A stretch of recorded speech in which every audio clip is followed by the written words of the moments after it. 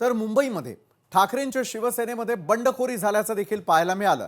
ठाकरेंच्या सेनेनं 169 वॉर्डमध्ये इच्छुकांना डावललं गेलं। इच्छुकांना डावलून इतरांना उमेदवारी दिल्यानं बंडखोरी पाहायला मिळाली। उमेदवारी न मिळाल्यानं कमलाकर नाईक नाराज झाले आणि त्यांनी अपक्ष उमेदवारी अर्ज भरला।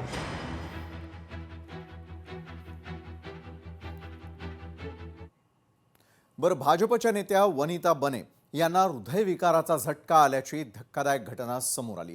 भाजपकडून श्रद्धा बने यांना निवडणुकीचं तिकीट न मिळाल्याच्या मानसिक धक्क्यातून हा त्रास झाल्याची माहिती मिळते।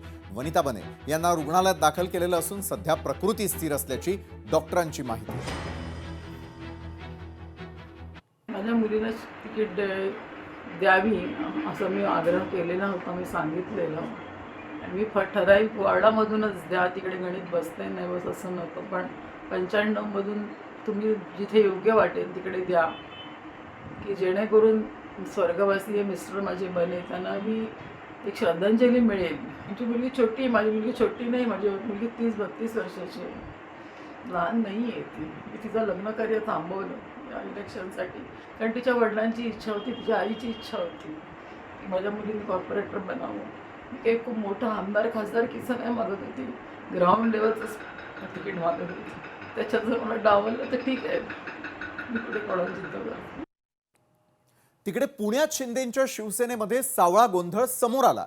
हो नाही हो म्हणता अखेर महायुतीतूनच लढणार आहोत असं उदय सामंतांनी स्पष्ट केलं। मात्र आज दिवसभरात शिंदेंच्या शिवसेनेतील प्रमुख पदाधिकाऱ्यांमध्ये असमन्वय असल्याचं दिसून आलंय, कारण सुरुवातीला सकाळीच महायुतीत तुटल्यात जमा असल्याचं विधान पुणे शहराध्यक्ष नाना भानगिरेंनी केलं। त्यानंतर लगेचच रवींद्र धंगेकरांनी 165 जागांवर अर्ज भरणार असल्याचं सांगूनही टाकलं। पुण्यात शिवसेनेच्या नेत्यांनी घेतलेल्या या भूमिकेमुळे मात्र शिवसैनिकांमध्ये मोठा असंतोष पाहायला मिळाला। याच्यामध्ये काय बाप्पू जे बोलतात ते माझे नेते आहेत, त्यांचं डिसिजन आहे। पण आता आम्ही सगळ्या 165 कार्यकर्त्यांना फॉर्म दिलेले आहेत। उलट उशीर झाला, अजून चांगल्या पद्धतीने आम्हाला फॉर्म काल वाटता आले असते, पण आमच्याकडनं थोडा उशीर झाला। पण सगळ्या कार्यकर्त्यांना न्याय मिळाला पाहिजे, सगळ्या कार्यकर्त्यांना न्याय मिळाला पाहिजे हा माझा स्वतःचाच हट्ट होता। वेगळंच लढायचं ठरलेलं आहे, सगळ्यांना एबी फॉर्म मिळतील। उदय सामंत यायच्या अगोदर तुम्ही निघून चालला काय? ज्या ठिकाणी आमच्या इच्छुक उमेदवारांनी फॉर्म भरलेला आहे त्याला सगळ्यांना एबी फॉर्म दिले जाते। युती तुटली म्हणायचं का? भाजप सेनेची युती तुटली म्हणायचं का? आता आम्हाला एबी फॉर्म सगळ्यांना दिलेले आहे। भाजप सेनेची युती तुटली असं म्हणायचं का? कुठल्याच जमा वाटतं सगळ्या टीमनं विचार करून एबी फॉर्म नक्की दिलेले आहेत, परंतु विड्रॉलची तारीख आणि छाननीची तारीख अजून 2-3 दिवस आहे।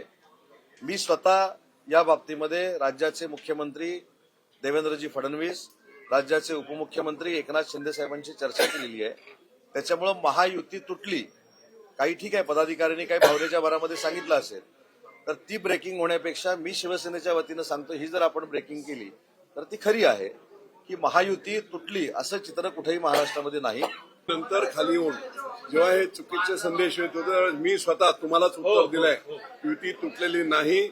मुख्यमंत्री उपमुख्यमंत्री यांच्याशी चर्चा झालेली आहे, वेळ कमी असल्यामुळे फॉर्म भरले जात आहेत।